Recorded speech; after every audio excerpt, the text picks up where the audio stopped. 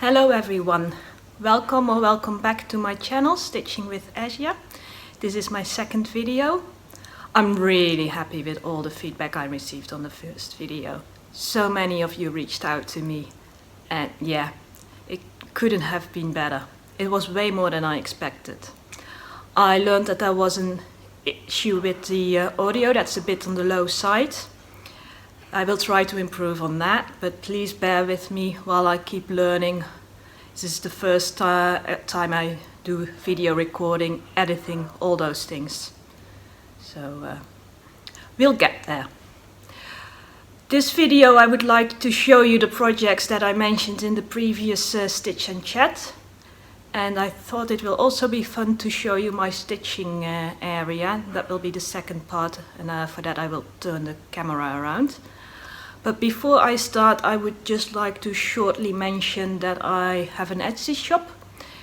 There are only 7 patterns in there. It's full coverage, stitching patterns, PDF. It's slow growing, so not much there yet, but still I would like to use this opportunity to mention it. You can find it via the banner on my YouTube channel. There's a button there.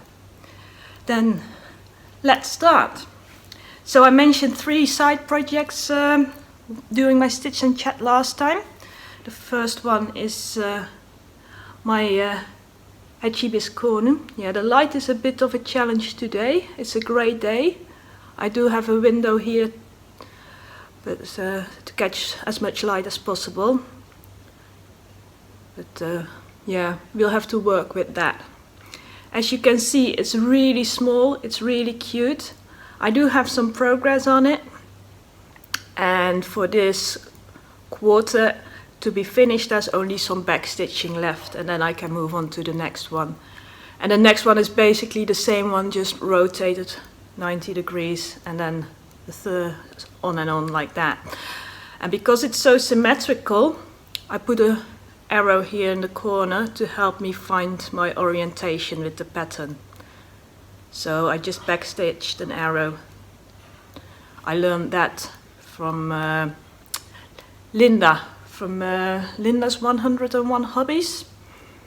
So she did that for her chatelaine, and I thought it was a great idea to also use it for this. So, oh yeah, I almost forgot to mention a few things more. This is 32 count linen, and I'm stitching 2/2. And it's a pattern for Biscornu, which is like a needle pillow, but I have decided not to make it into a needle pillow. I already mentioned that during the Stitch and Chat, I think, but yeah, I prefer to just frame it as is. I think it's cute as it is anyways. Okay then, for my second project, it's Quick Stitch Venus Dryad, and if you follow me on Instagram, you already knew I have a page finish, and I started stitching per block on a new page on the diagonal. The first page I experimented with extreme cross country. It's not for me. I don't really like how the stitches look. They're not that bad, but I prefer them to look a bit different. And I made a few mistakes. I've rocked most of them, not all of them, because for some you really don't know. I already forgot where they were as well. But yeah, I don't like making mistakes. No, so... And this is my experiment project where I can try out different things, because usually I stitch on the diagonal, and it's the only way of stitching I've been doing for a very long time, that I thought it would be a good idea to change things up, see if other methods also work for me.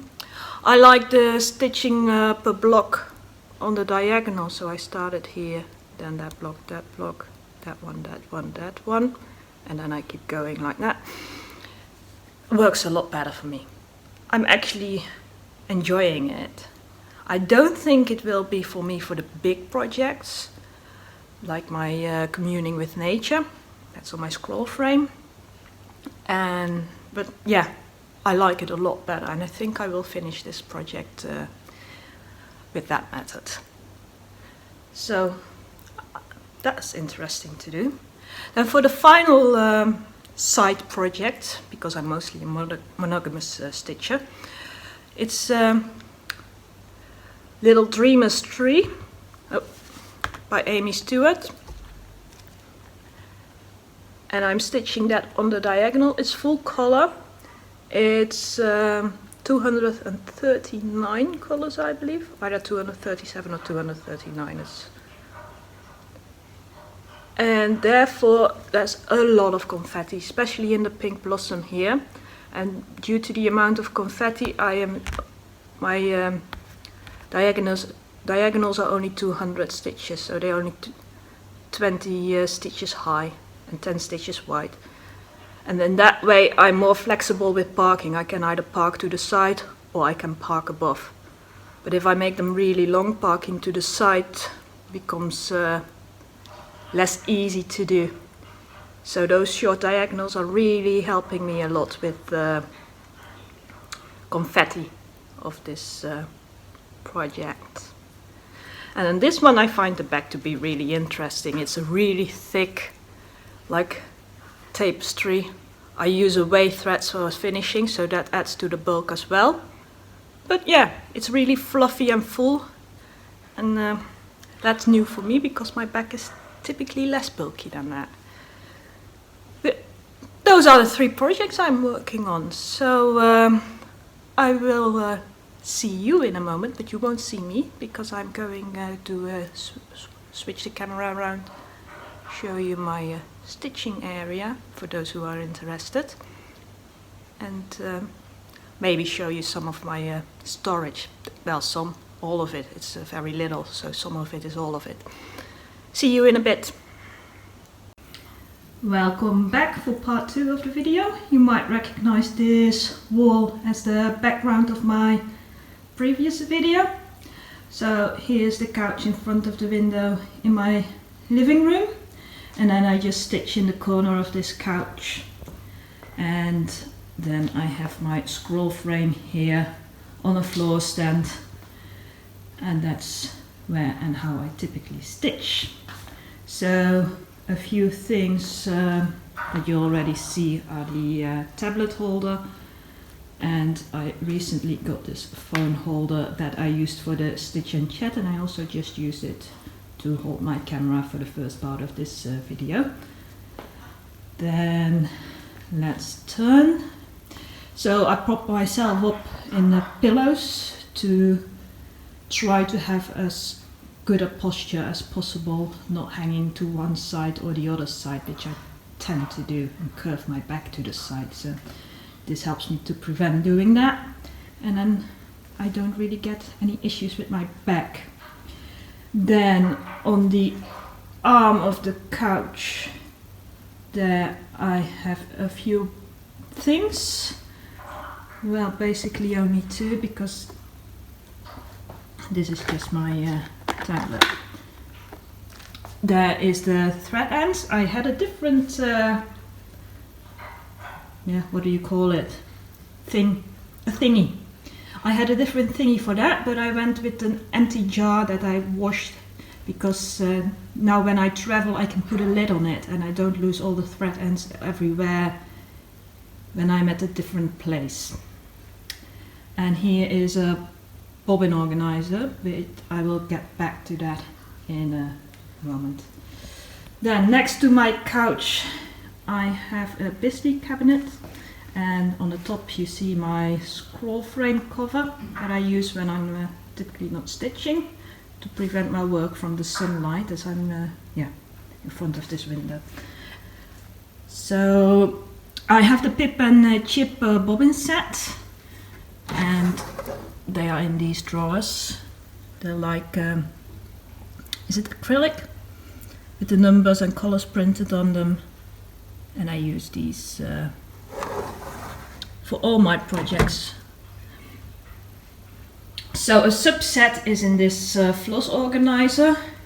On this side you see the bobbins needed for the Hetchy Biscornu, and here there are some of the colors for Quick Stitch Venus Dryad. I add colors to the bobbin organizer as I need them on that project, so it's still increasing. And that way I can just move around with those projects and just grab the organizer, and I have the colors with me that I need. And then when I'm stitching here, I put the organizer to my side, so I have the complete set together. Then this is actually a set of 2 tables. The second table is more like a drawer that slides under the other table. I have my drink here. Well, at the moment it's empty, but I can have my drink here, and I can put a pot of tea. Then here's the lid of the jar for the thread ends. Then there's a needle case with extra needles, and there's a thread cutter in there. Let me show you. I like to use that for when I that's the needles, right? This is the thread cutter. I like to use that when it won't focus too well. There we go. I like to use that, as I already tried to say multiple times, when I travel. That way I don't have to take scissors with me, which are really sharp and pointy. I have them here on the side of my floor stand. And the scissors don't fit into that needle case, and in this way I just need to grab the needle case and I have everything with me. I only need the project, the thread and that needle case, and I'm good to go. Then here I have my bobbies that I use to keep my part threads organized. Tool to help with frogging that so far I only needed to use on the quick stitch Venus dryer while I was stitching extreme cross country. So that was useful then. I hardly need it anymore. Then here are some extra colors for communing with nature, which is on the scroll frame, so that I don't have to get up to my storage when I finish a skein of that. Then I would say let's continue to the storage. So if we turn around here, there's a cupboard, and I have some storage here. Here's a storage of threads that are already on the bobbin. These are new colors that still need to be bobbinated, but that are in Little Dreamer's Tree. So they are in a project, and I will just bobbinate them when they are needed in the project. So when I stitch on Little Dreamer's Tree, I grab those little bags, put them to the side of me, and whenever a color is needed, I put it out, bobbinate it, and yeah, bobbinate as I go, as I don't really like bobbinating, and in that way I just add it to it when I'm stitching. And there are some hardware bits for the scroll frames. I recently changed my scroll frame from 10-inch sidebars to, oh, there's a finger in front of the camera. As I said, I'm still learning. I used 10-inch sidebars because that's what it came with, and I updated it to 12-inch. I can show you why. Oh, and the one final thing in here is there underneath is a paper pattern for the chatelaine,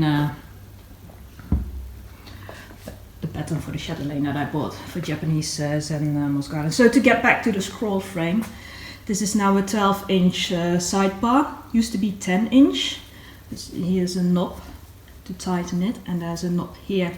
And when it was 10-inch, when you rotate it, those two knobs would hit each other, and I could not rotate my work fully. And I hardly ever need to rotate my work. It's yeah, hardly ever needed, but I prefer to be able to rotate it freely. Then I have a tiny bit of storage over here in this drawer. This is maybe a bit less organized. This is where my fabrics are, as well as plastic bags that I used before on these rings for like floss bags. I changed that system to the bobbins, which suits me a lot better. In here are needles, needles, needles, so a lot of needles. So I don't need any new needles anytime soon, I hope. But yeah, I go through them so quickly. They are really consumable. Then I keep my Q-snap grime guards. Sorry, I had trouble remembering the words. Yeah, my Q-snap grime guards go in here when they are not in use. I have an extra set of side stretchers. And this is tape to put on the fabric, as my scroll rods use this tape system. But I don't know what it's exactly called. But well, I don't know what it's exactly called. So, but I really like it. I don't have to sew my fabric onto the rods. I just stick it to them. So that's all. This is my stitching area that I spent many hours right in front of the TV, so I can watch a lot of Netflix. And yeah, I really don't have anything extra to add. So with that, thank you for watching. Please give feedback where I can improve in my videos, and just leave a comment if you want to. I love to hear from you all, and I will see you next time.